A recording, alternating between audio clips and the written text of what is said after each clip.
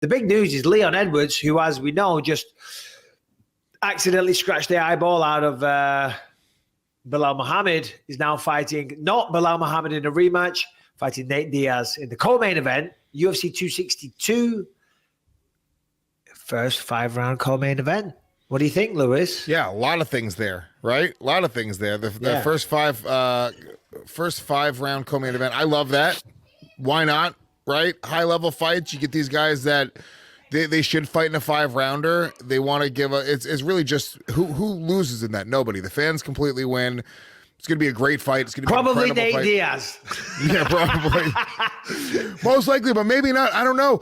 Look, that is obviously, Leon Edwards, why he would take that fight over a Bilal Muhammad rematch. I mean, it's a no-brainer. Nate Diaz, a massive star. The surprising part is Nate Diaz taking the fight against Leon Edwards. You just would assume that Nate Diaz is sort of looking for that, whether it's a Conor rematch or just a title fight, or he just sort of always seems to be holding himself a little bit, away from the hoi polloi, the riff-raff. Yeah. So I think it's pretty fucking badass that Nate would go and fight Leon. I'm assuming they gave him a great deal.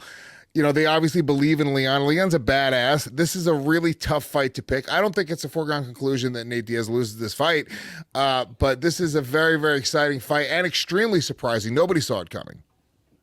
No, I totally agree. And I will say respect to Nate Diaz, because as you say, he is a gigantic star and he can kind of pick and choose, to a certain degree who he wants to fight. He's certainly got the power to turn anything down, of course. But he was after, title fights, big fights, trilogies with McGregor, stuff like that.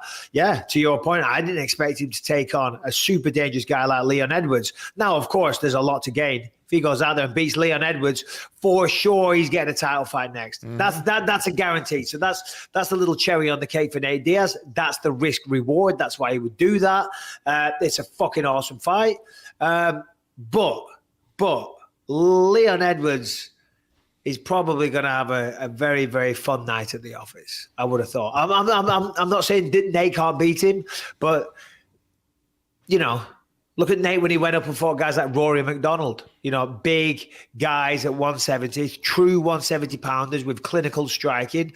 I would make comparisons between Rory McDonald and Leon Edwards, just stylistically, the way they fight, their skill sets, how skilled they are, and their stature and their physical frame. You know what I mean? And look at what happened with Rory McDonald and Nate Diaz. Now, Rory out-wrestled him. It was that was sort of the big factor there. Did he really outstrike him? He out MMA'd him. He had everything. He out everything him. He did out wrestle him, but his boxing was on fire. He looked sensational in that fight. Leon Edwards can wrestle as well. He takes down a lot of people. So listen, I'm not saying Nate can't win this fight. Definitely not. Of course, Nate can win this fight. And I think the fact that it's a 5-rounder actually plays massively into Nate's advantage, because I'm not saying Leon can't go 5 rounds. Of course he can. But Nate Diaz is a triathlete. He's one of those guys that's super tough. It's not often you see Nate Diaz finished. I mean, Josh Thompson was one. Is there any other finishes other than... Has he been finished before? Harrington? Anyone? Josh Thompson knocked him out with a head kick. Who else? There was a couple of submissions, I'm sure. Harrington, what you found online? Well, I mean, we have the Masvidal injury. Yeah, TKO. Yeah. Yeah, and that was it. He got submitted once in WEC. Okay. Yes, for Nate Diaz, the strategy is not weather an early storm, because Leon Edwards isn't going to go out there in a blaze of glory. You know what I mean? But it's definitely the earlier rounds are probably going to favor Leon, and Nate's tough as fuck, and then he'll probably start taking over. Maybe, I would assume this is how it may go down.